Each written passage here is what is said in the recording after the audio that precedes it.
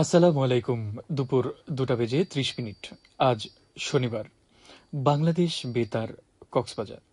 স্থানীয় খবরে স্বাগত জানাচ্ছি AFM মাহবুব।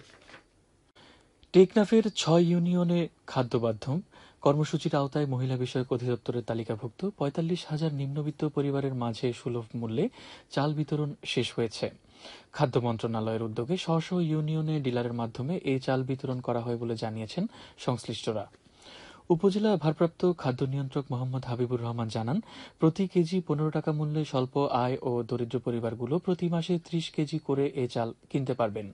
আগামী ২০২৬ সাল পর্যন্ত এই কর্মসূচি চলমান থাকবে।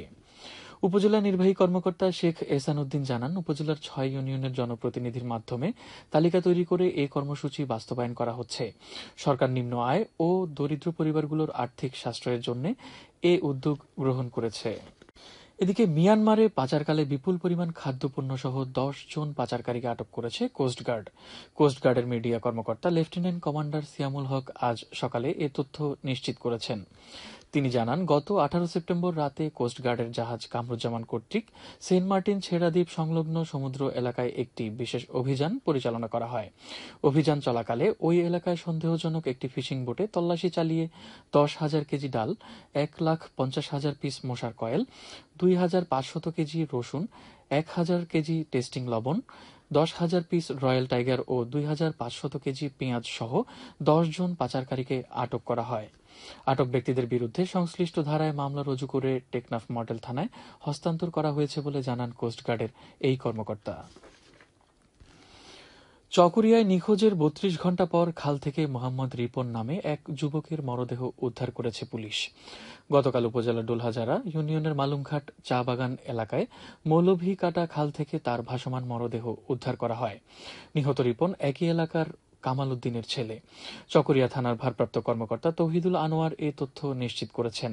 তিনি জানান, স্থানীয়দের কাছ থেকে খালে যুবকের মরদেহ ভেসে ওঠার খবর পেয়ে পুলিশ ঘটনাস্থলে গিয়ে মরদেহটি উদ্ধার করেছে। এই বিষয়ে আইনগত ব্যবস্থা নেওয়া হয়েছে বলে জানান তিনি। কক্সবাজার জেলার শ্রেষ্ঠ গুণী শিক্ষক নির্বাচিত হয়েছেন রেজিয়া পারভিন। তিনি রামু উপজেলার খুনিয়াপালং ইউনিয়নের প্যাঁচারদ্বীপ সরকারি প্রাথমিক বিদ্যালয়ের সহকারী শিক্ষক। জাতীয় শিক্ষক দিবস ২০২৫ উপলক্ষে বাছাই প্রতিযোগিতায় তিনি জেলা পর্যায়ে শ্রেষ্ঠ গুণী শিক্ষক নির্বাচিত হন। এর আগে রেজিয়া পারভিন জেলা পর্যায়ে শ্রেষ্ঠ উদ্ভাবক নির্বাচিত হয়েছিলেন। ২০২৪ সালে তিনি জাতীয় পর্যায়ে সিপিপি পুরস্কার অর্জন করেন। ২০১৪ সাল থেকে রেজিয়া পারভিন সরকারি প্রাথমিক বিদ্যালয়ে শিক্ষকতা পেশায় নিয়োজিত রয়েছেন। উখিয়ায় কামাল উদ্দিন চৌধুরী স্মৃতি বৃত্তি পরীক্ষার সম্মাননা ক্রেস্ট ও পুরস্কার বিতরণ অনুষ্ঠিত হয়েছে। আজ খুশি কামাল ফাউন্ডেশনের উদ্যোগে স্থানীয় রত্নাপালং সরকারি উচ্চ বিদ্যালয়ে এ অনুষ্ঠানের আয়োজন করা হয়।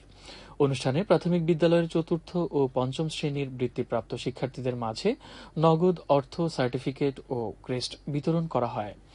প্রধান শিক্ষক আবু নোমান চৌধুরীর সভাপতিত্বে এতে প্রধান অতিথি ছিলেন উপজেলা সহকারী শিক্ষা কর্মকর্তা মুক্তার আহমদ। এ সময় শিক্ষক, অভিভাবক, শিক্ষার্থীরা উপস্থিত ছিলেন। প্রধান অতিথি বলেন, এই ধরনের প্রতিযোগিতা মেধার বিকাশ ঘটায়, উচ্চশিক্ষার স্বপ্ন দেখতে পায় শিক্ষার্থীরা। আবহাওয়া আগামীকাল দুপুর ১২টা পর্যন্ত ২৪ ঘণ্টার পূর্বাভাসে বলা হয়েছে, আকাশ অস্থায়ীভাবে মেঘলা থেকে মেঘাচ্ছন্ন থাকতে পারে। সেই সাথে কিছু কিছু জায়গায় অস্থায়ীভাবে দমকা হাওয়া সহ হালকা থেকে মাঝারি ধরনের বৃষ্টি অথবা বজ্র বৃষ্টি হতে পারে।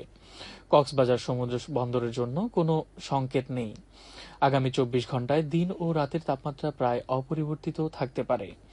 আজ সূর্যাস্ত যাবে সন্ধ্যা ৫টা ৫১ মিনিটে। আগামীকাল সূর্যোদয় হবে ভোর ৫টা ৪১ মিনিটে।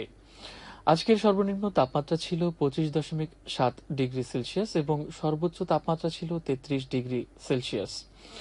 এখন জানিয়ে দিচ্ছি বাকখালী নদীর মোহনা ও সংলগ্ন এলাকার সামুদ্রিক জোয়ার ভাটার সময়সূচি। আজ জোয়ার শুরু হবে বিকেল ৪টা ২৩ মিনিটে, চলবে রাত ১০টা ৮ মিনিট পর্যন্ত। ভাটা শুরু হবে রাত ১০টা ৮ মিনিটে, চলবে ভোর রাত ৪টা ৩৪ মিনিট পর্যন্ত। পুনরায় জোয়ার শুরু হবে ভোর রাত ৪টা ৩৪ মিনিটে, চলবে আগামীকাল সকাল ১০টা ১৯ মিনিট পর্যন্ত। সবশেষে পর্যটক বার্তা। পর্যটন নগরী কক্সবাজারে আগত ভ্রমণ পিয়াসুদের সাগরের পানিতে নামার পূর্বে সাবধানতা অবলম্বন করার জন্য অনুরোধ করা হচ্ছে। যারা সাঁতারে দক্ষ নন তাদের পানিতে বেশি দূর যাওয়া উচিত নয়। ভাটার সময় স্রোতের সাগরমুখী টান প্রবল হওয়ায় সাগরের গভীরে ভেসে যাওয়া এমনকি প্রাণহানির আশঙ্কা থাকে। সেই সাথে পর্যটকদের স্বাস্থ্যবিধি মেনে চলার পরামর্শ দেওয়া হচ্ছে। খবর শেষ হলো। আমাদের পরবর্তী খবর প্রচারিত হবে আজ বিকেল 4টা বেজে 30 মিনিটে ইংরেজিতে।